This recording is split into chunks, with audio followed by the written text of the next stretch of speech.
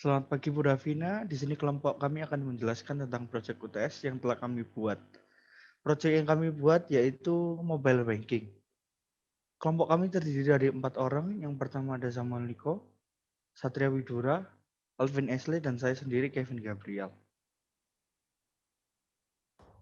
Ya, tujuan dari membuat program ini yaitu untuk mempermudah pengguna untuk mentransfer atau mendeposit tanpa harus ke bank. Agar keamanan dari aplikasi ini meningkat, di sini kami menggunakan konsep algoritma kriptografi yang menggunakan tiga kombinasi yaitu DES, AES, dan hash.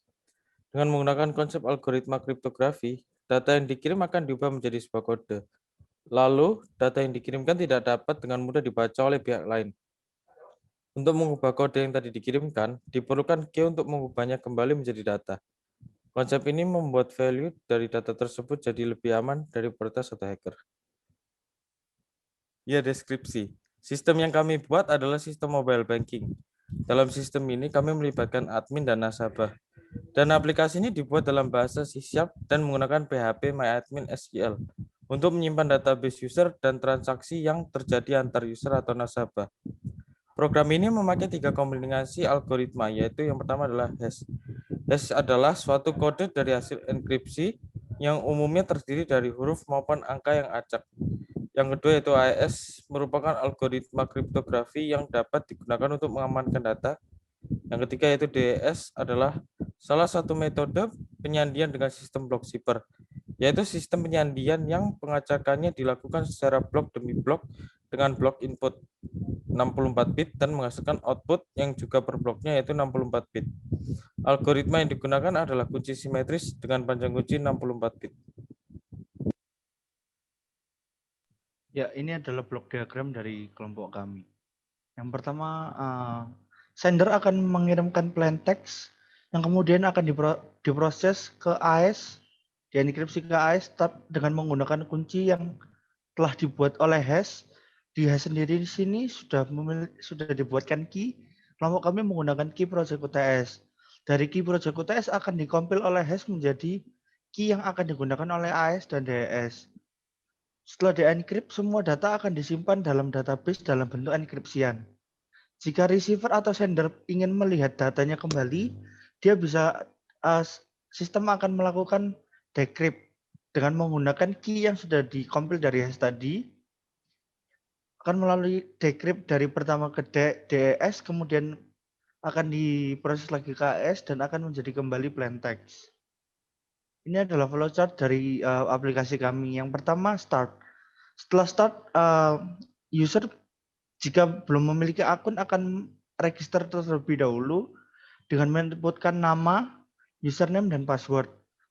Jika berhasil, semua data akan disimpan dalam database dalam bentuk encrypt. Jika sudah, akan melalui proses login. Login di sini hanya memerlukan username dan password dalam bentuk encryptan atau plain text. Jika login berhasil, akan langsung masuk ke form transaksi. Di form transaksi ini kita bisa melakukan transaksi. Transaksi ini akan dicatat dalam database yang akan terbit nomor transaksi, catatan transaksi. Di sini catatan transaksi kami akan dilakukan enkriptan dengan melakukan steganografi yang akan merubah catatan transaksi menjadi tipe BLOB atau gambar. Jika sudah selesai, bisa keluar dari aplikasi kita. Ya, selanjutnya cara kerja sistem. Cara kerja sistem yang pertama yaitu adalah proses login atau register. Ketika sudah register, terdapat username, nama, password, dan nomor rekening yang sudah di-generate oleh sistem yang kemudian dimasukkan ke dalam database sehingga user bisa langsung login menggunakan username dan password. Nah, ketika sudah login, nama dan password akan di-encrypt menggunakan konsep algoritma kriptografi, hash function, AES, DES, atau stenografi. Nah, pertama, sistem akan mengencrypt key yang sudah ditetapkan, yaitu project UTS, menggunakan hash function. Setelah mengencrypt menggunakan hash function, hasil encrypt tersebut dijadikan key untuk AES dan DES. Selanjutnya, nama dan password user akan di-encrypt menggunakan AES dengan key dari hash function, kemudian hasil encrypt tersebut akan di-encrypt lagi menggunakan DES dengan key yang sama dengan AES. Selanjutnya, ketika user ingin deposit, user hanya tinggal masukkan nominal yang ingin didepositkan. Jika user ingin transfer, user perlu nomor rekening penerima, jumlah nominal yang ingin transfer, dan catatan yang nantinya akan di-encrypt menggunakan steganografi dan diubah menjadi tipe BLOB atau gambar.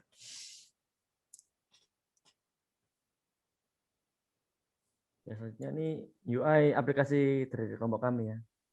Ya, yang pertama itu ada form login, itu terdapat username dan password. Kemudian ada konsol untuk ketika sudah login nanti. Next. Kemudian ini form untuk register ya. Jadi ada username, name, dan password. Next. Nah, ini di form transaksi kelompok kami. Yang pertama ada informasi pengguna, itu ada nama, terus ada nomor rekening. Nah, nomor rekening ini didapat dari random generator ya. Terus kemudian ada form ada tempat untuk menambah saldo, kemudian ada untuk transfer dana, dan kemudian ketika kita sudah memasukkan saldo atau sudah transfer dana, maka akan muncul di bawah itu ada transaksi. Nah, kemudian semua encrypt dan data itu terdapat di konsol ini. Dan seluruh prosesnya dari awal sampai akhir. Next. Nah, sekarang kita akan mencoba sistem kami, aplikasi kami. Oke, yang pertama ada form login, tapi kita harus register dulu karena kita harus bikin akun baru. Nah, misalnya Ashley 123.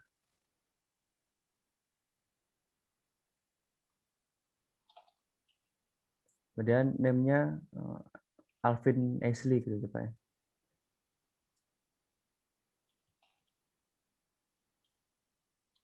Passwordnya 12345.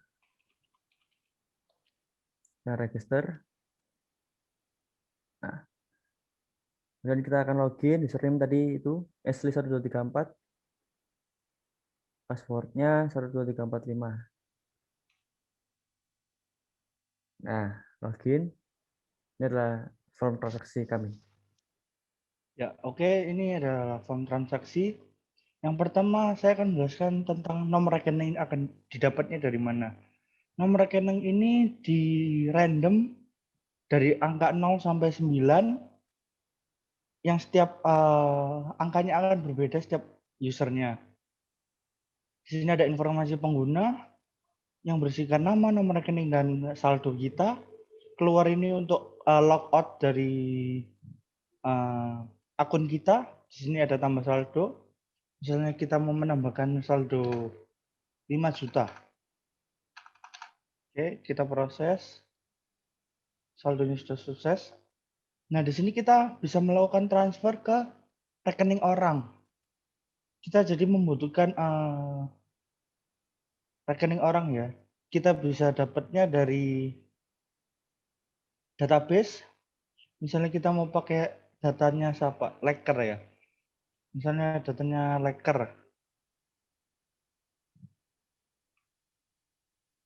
Kita masukkan nomor rekeningnya, keluar di sini nama penerimanya Satria. Nah, nama ini tuh didapatnya dari mana? Hasil decrypt dari nomor rekening ini nanti akan muncul nama Satria. Misalnya kita mau transfer 1 juta dengan catatan misalnya bayar utang. Nah, kita proses. Nah, semua itu akan muncul di dalam tabel ini. Nah, di sini kan kita bisa lihat catatannya di sini masih tulisnya bayar utang. Tapi kalau kita lihat di database-nya, di dalam transaksi, di sini catatannya akan berubah menjadi BLOB. Kalau kita tidak bisa buka ya karena bisa sifatnya gambar. Nah, kemudian kembali ke sini, semua konsol ini akan mencatat semua encrypt dan decrypt yang telah terjadi di dalam aplikasi kita. Contohnya tadi kan nama di decrypt akan muncul di semua di konsol ini.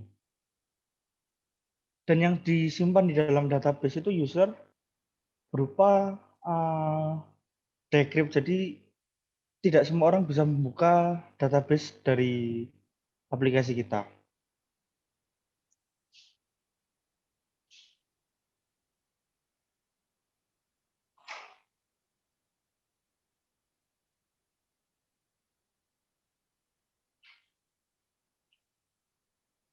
Sekian dari kelompok kami. Terima kasih.